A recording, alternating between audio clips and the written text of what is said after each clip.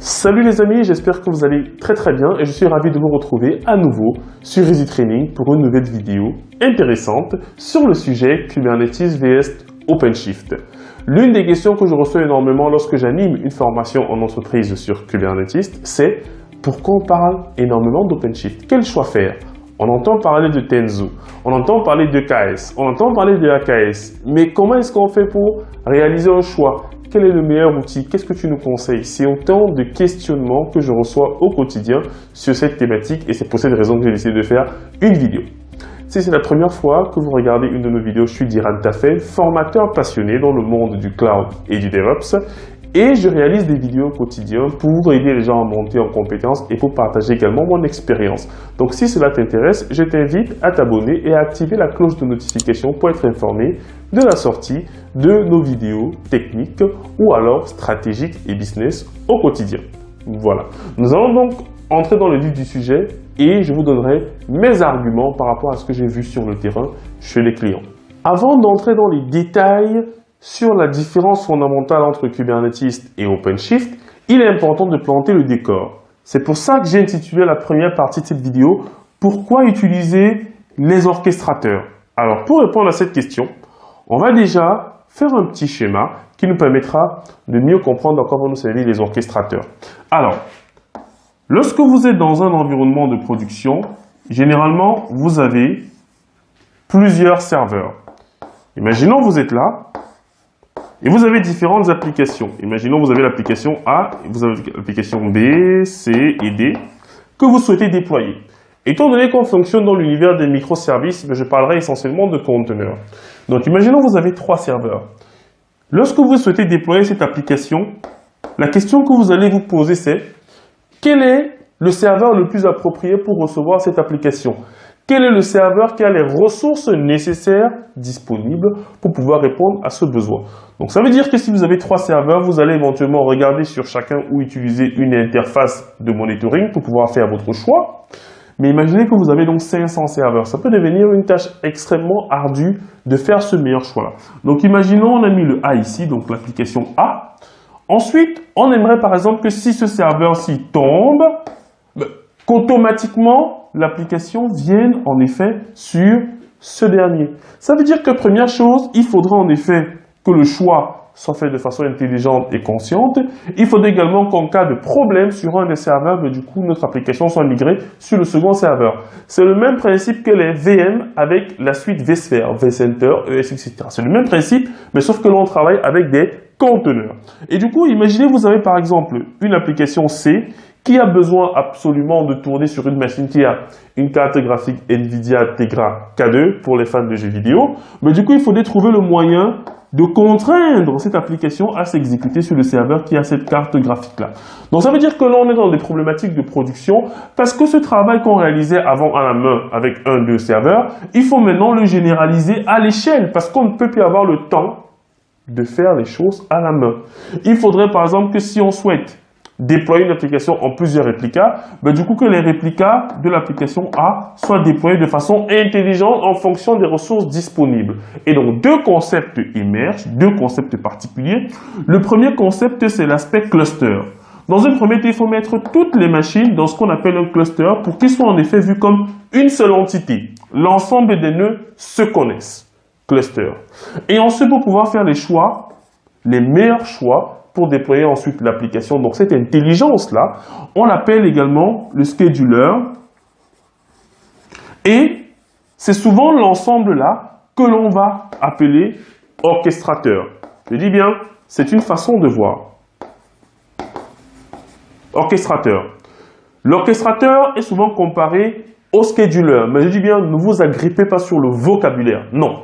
Le rôle de notre orchestrateur sera en effet d'orchestrer l'exécution de nos workloads sur les différentes machines lorsqu'on travaille en production. Et vous comprenez donc qu'il n'y a aucun intérêt à utiliser une solution soit Kubernetes soit OpenShift si on a 2-3 machines. Ça n'a pas vraiment d'intérêt. Vous êtes capable, vous, de faire des choix. C'est très important de le garder à l'esprit. Donc, la nécessité d'utiliser un orchestrateur ne date pas des microservices. Non, même déjà sur les machines virtuelles, on avait besoin d'orchestrer. Et dans ce cas-là, on avait le vCenter qui était capable, via le vMotion, de déplacer des machines, etc., etc. Donc ce n'est pas des concepts nouveaux. Sauf qu'il fallait trouver des outils pour le faire dans l'univers de la containerisation. Maintenant, il y a des outils qui ont émergé. On a Docker Swarm, on a Kubernetes. Et là, le décor est planté. Ça veut dire que Kubernetes sera donc l'un des outils qui va nous permettre de pouvoir déployer nos applications à l'échelle. Et quand on parle à l'échelle, c'est lorsqu'on a des besoins de production. Si on veut mettre cette machine, par exemple, en maintenance, il faudra automatiquement que Kubernetes redéploie les applications de l'autre côté et qu'il dise ne m'envoyez plus rien. N'envoyez plus rien à ce nœud parce qu'il sera décommissionné éventuellement pour être mis à jour. Maintenant que c'est fait, on va donc voir la différence principale entre Kubernetes et OpenShift. Maintenant, nous allons voir la différence fondamentale entre Kubernetes et OpenShift. De prime abord, vous devez savoir qu'OpenShift est simplement une distribution de Kubernetes. C'est un peu le même principe que nous avons avec Ubuntu.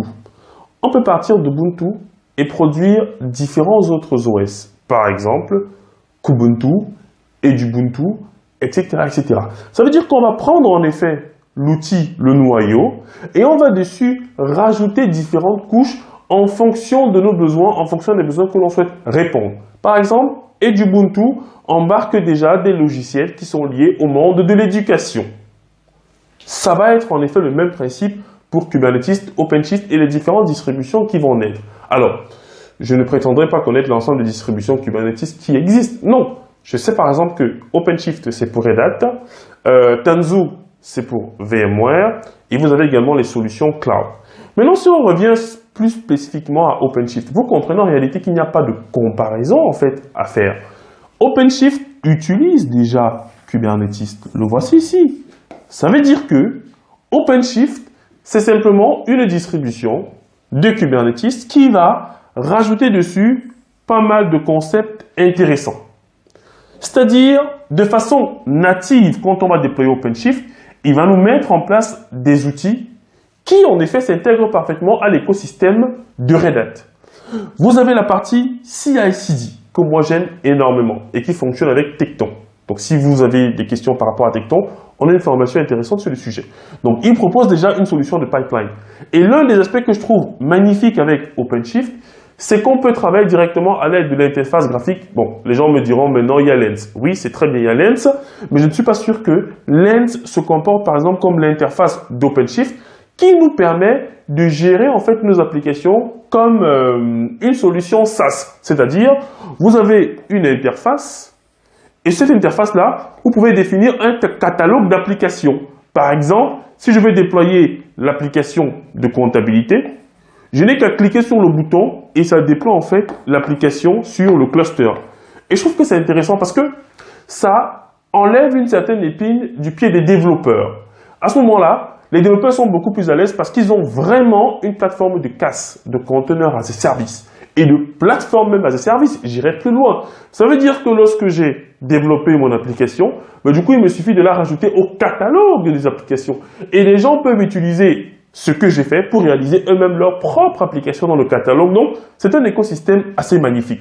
Il nous propose également un registry. Moi, je soulève les points que je trouve intéressants à aborder lorsque, par exemple, je suis sur un client pour le convaincre de passer éventuellement sur de l'OpenShift. Donc, ce sont des points que moi, j'ai pu identifier. Attention, je ne prétendrai pas connaître toutes les différences. Non.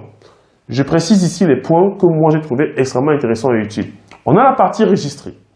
Ça veut dire que sur OpenShift, vous avez donc un registry déjà embarqué qui vous permet en effet de pouvoir stocker vos images. Donc, c'est assez intéressant. Vous avez également une partie routage et ingress qui vous est directement proposée par OpenShift. Vous me direz, d'Iran sur Kubernetes, on peut installer l'ingress controller de Nginx ou de Kong ou ce que vous voulez. Oui, c'est possible. Mais sauf que là, on a un tout en un. Il nous permet également de faire du multi-cluster et de la gestion des droits. L'un des éléments que j'ai regretté en fait sur Kubernetes, c'est sa gestion des droits. Je pense que lorsqu'on est en entreprise, en fait, il est important de simplifier ce genre d'opération. Par exemple, créer des rôles et pouvoir définir en fait des identifiants pour des gens en mode login, mot de passe. La méthodologie de création des users sur Kubernetes, moi personnellement, ça me pose problème. Parce qu'il faut générer le certificat et lorsque nous sommes en formation, les gens ont du mal à comprendre. Alors que dans le cloud, il te faut juste une secret key et une access key. Et bien, du coup, tu peux en fait réaliser cet accès ou du login et mot de passe. C'est pour ça que j'apprécie dans ce sens-là notre cher ami OpenShift, parce qu'il a su faciliter cette gestion, cette application de policy, de stratégie, de gouvernance au sein de votre infrastructure d'orchestration de microservices à l'échelle. Et comme je précisais, l'aspect multi-cluster est intéressant parce qu'il va nous permettre en fait de pouvoir gérer plusieurs clusters Kubernetes de façon centralisée.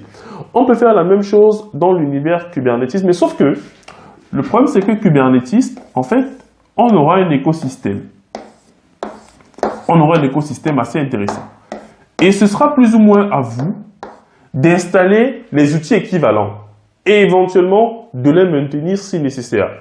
Ça. Or, OpenShift nous dit, je vous donne tout et j'assure la maintenance. Donc, ça va coûter. Pour les entreprises qui n'ont pas de moyens, elles peuvent aller sur Kubernetes. Mais si vous avez les moyens, vous partez directement sur OpenShift.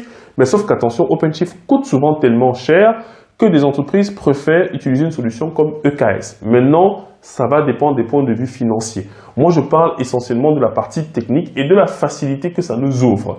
Mais attention, beaucoup d'entreprises opteront pour du Kubernetes natif et ensuite pourront choisir les composants nécessaires. Par exemple, installer Tekton, installer par exemple un outil, donc un opérateur Kubernetes. Parce que l'avantage en effet d'OpenShift, c'est qu'il va déjà embarquer pas mal d'opérateurs et qui sont maintenus du coup par lui en général. Alors que sur Kubernetes, du coup, vous allez souvent utiliser les opérateurs tierces qui marchent certes bien, mais dont la maintenance n'est pas toujours garantie. Donc, c'est le combat entre l'open source et le payant. Donc, c'est un combat idéologique. Donc, globalement, voilà la différence entre les deux.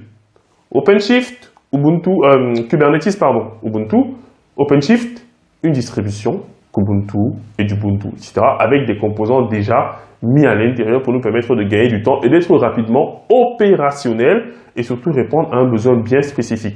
Sachant que comme derrière c'est du Kubernetes, c'est possible d'intégrer certains éléments qu'on pourrait intégrer à Kubernetes, on pourra en fait les rajouter. Si éventuellement il y a des composants qui n'embarquent pas, on pourrait voir comment les rajouter au cluster. Donc lui-même il reste extensible. Or là c'est la base, la planche pour ensuite dessiner. C'est lui.